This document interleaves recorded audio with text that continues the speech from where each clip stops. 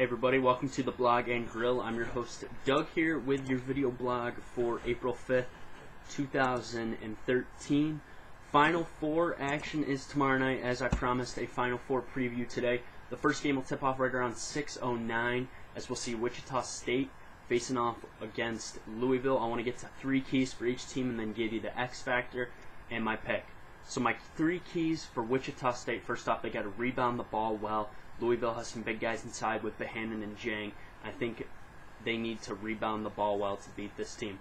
Also, they have to start out strong. If they get in the hole against Louisville, it's going to be very hard to come back, as we've seen other teams in the tournament thus far. And minimizing turnovers is always key against Louisville and their pressure defense. I think if they can minimize turnovers, you just stick around. You'll just stay around in the game longer.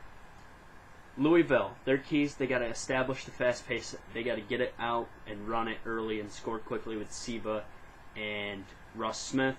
That my second factor, of course, is getting Peyton Siva going. Peyton Siva has to get going early, taking it to the rim, finding Jang, finding Bohannon, just getting involved early and working it. And my third factor for Louisville is to find a replacement for Kevin Ware, who went down with that horrific injury last week. Maybe it'll be Luke Hancock playing some more minutes, Tim Henderson off the bench coming in.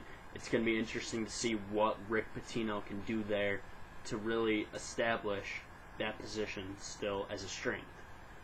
The X factor for me is the point guard of Wichita State, Malcolm Armstead, versus the Louisville press. He's got to not turn the ball over, and he's got to play very strong. But I think he's going to struggle, so I got Louisville winning this one 75-63 to go on to the championship game with Rick Pitino. In the second game tomorrow night, 8:49 p.m., Michigan versus Syracuse. The three keys for Michigan: first off, they got an offensive rebound against that zone. They got to crash the boards easily. Everybody's got to rebound, and they can get some easy putbacks off that zone as well. As we've seen, many teams have not been able to hit the three ball well. They got Tim Hardaway Jr., Trey Burke, Nick Stauskas. They got to establish the three ball early. They got to hit threes. And finally, Trey Burke has to stop Michael Carter-Williams. They might even put Tim Hardaway Jr. on him, but they have to stop Michael Carter-Williams, as he's been probably the best Syracuse player in this tournament, getting the ball to the rim and making good decisions with the ball as well. For Syracuse, they got to get out and run. They have not really scored in transition a whole lot in the tournament. They got to get out, force turnovers, and score in transition.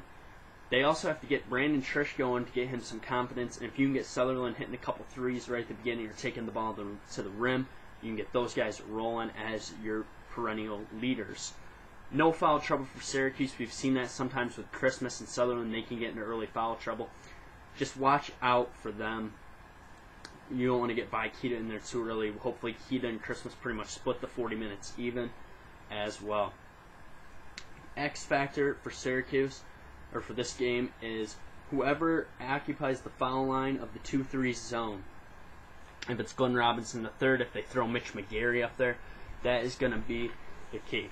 But I think ultimately if Syracuse can hold Michigan under 60 points, they will win this game. So I got Syracuse winning this one 62-56, matching up Syracuse and Louisville in the title game. So that's a look at your Final Four preview. I'll have championship game preview on Monday. More about that later on in the show.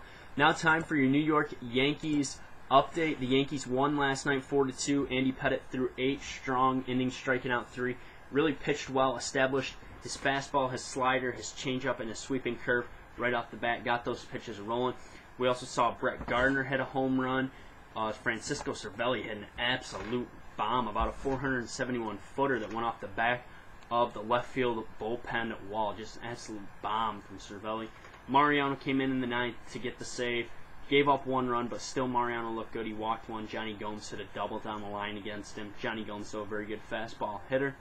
Nonetheless, Yankees win last night 4-2. Then they got on a plane and flew out to Detroit. Ivan Nova today was terrible.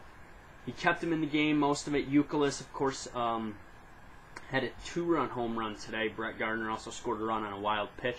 Yankees fall in this one 8-3. Prince Fielder, 2 home runs, 5 RBIs. Bullpen wasn't great. Boone Logan came in after Cabrera got hit by a pitch in the 5th. Nova hit Cabrera with a pitch. They brought in Logan to try and get Prince Fielder right there and keep it at a 1-run lead. Logan couldn't get the job done. First pitch, high fastball. Prince Fielder took it yard. He hit one later over the fence as well. A little bit of a scary moment. Eduardo Nunez hit by a pitch early on in the game, hit right in this area. They're calling it a bruised right bicep. He is out day to day right now. And with that injury, we'll also get x-rays were taken as well, and those x-rays came back negative. Other New York Yankees news today: Phil Hughes set to pitch a minor league game on Monday in Scranton-Wilkes-Barre. So if you're in the Scranton-Wilkes-Barre area, get some tickets to see Phil Hughes. He's been out with some bulging discs in his back. Hiroki Kuroda threw a bullpen today. They're saying his finger should be good. They'll have more information on his finger. I believe on Sunday they'll decide whether he's going to make his next start. His next start would be Monday in Baltimore. So just something to keep an eye on there. Adam Warren could be back in time to pitch that after he threw a bunch of innings the other night. He's been unavailable. Derek Jeter, Joe Girardi said some surprising news today. When Jeter comes back, it'll probably, once he's cleared to play again, it's probably going to be about a month. They're going to reset his spring training clock, so we might not see him till probably the middle of May. No other news on Teixeira or Granderson or A-Rod still out for as far as we know. Just a little Yankee update there. They're now 1-3, kind of struggling. Tomorrow they send Phelps to the mound against Max Scherzer, and then Sunday it's Sebastian Verlander, so we'll keep an eye on all that stuff. Headlines: Knicks and Bucks tonight facing off at the Garden. The Knicks looking to win their 11th game in a row. NASCAR this weekend is at Martinsville. I think Jeff Gordon's going to get over the hump this week and win a race. Jeff Gordon has struggled this year, but hopefully he can get back there. He's my pick for this week, as I picked out of the last 2 races, I picked 1 out of 2 right, so I guess we'll see what happens here. Or I picked 1 out of 3, my bad.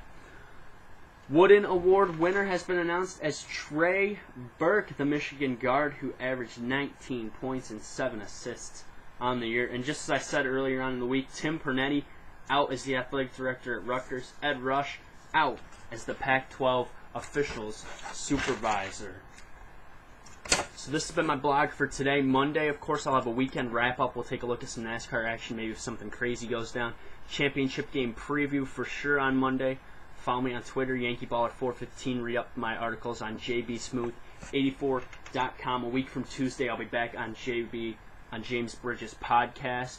So that'll also be on the site. I'll post links to all this stuff. Leave me a comment, question, subscribe to me on YouTube, and give me a question on Facebook if you want. Thanks for tuning into the Blog and Grill. Have a great one. I'm out of here.